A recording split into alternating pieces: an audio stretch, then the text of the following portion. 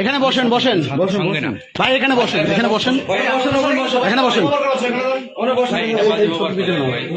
আপনারা আপনি কি এখানে এসে আসছেন কেন?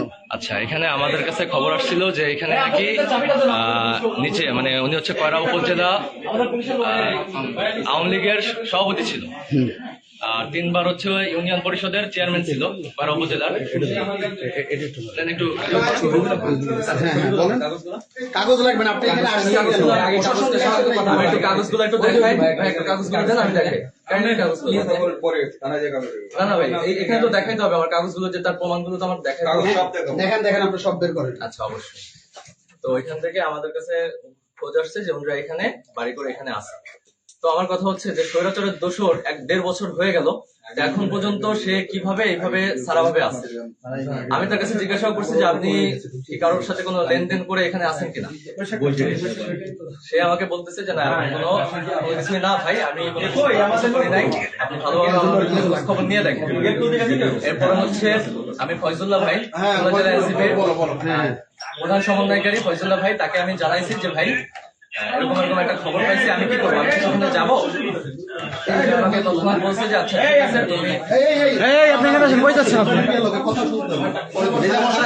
আরে এটা বসেন না, আপনি সাংবাদিক, এখানে বসেন, এখানে বসেন।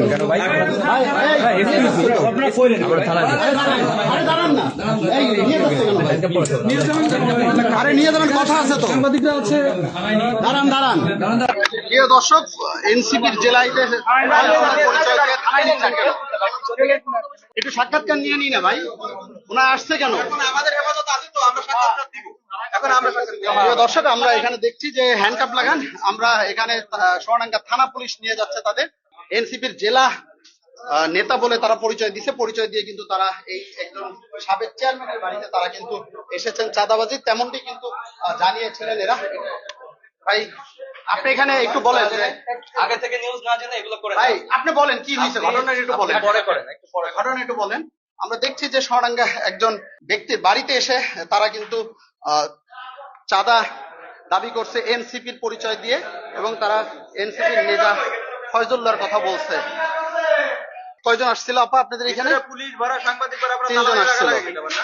3 জন আসছে। আমরা কিন্তু এই যে একজন, 2 জন, আমরা আরেকজন হচ্ছে, এই যে মোট 3 জন কিন্তু এখানে এসেছে, এবং আমরা দেখছি যে সোনাডাঙ্গা থানা পুলিশ তাদের এই মুহূর্তে থানায় নিয়ে যাচ্ছে।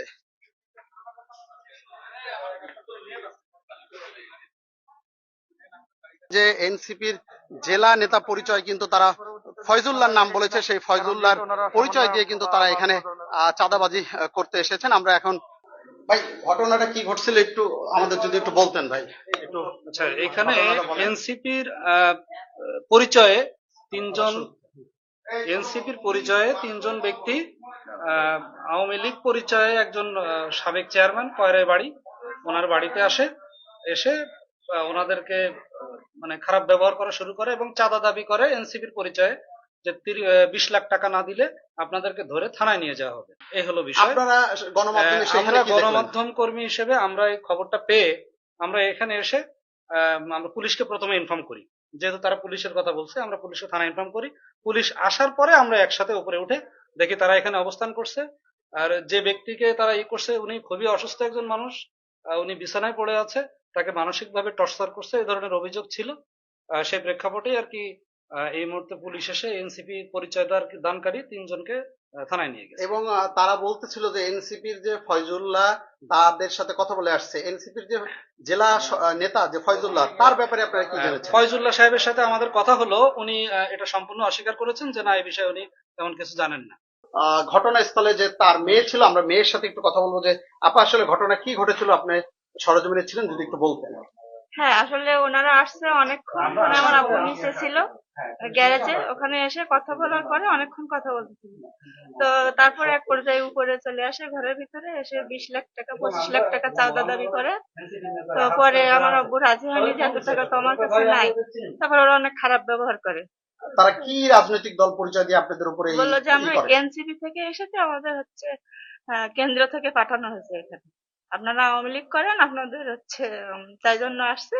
প্রথমে এসে বলেছিল যে বাসা ভাড়া নেবে, তাই বাসা দেখতে আসছিল। তারপরে পরে এসে আবার চলে গেছিল, তারপরে আবার ব্যাক করছে।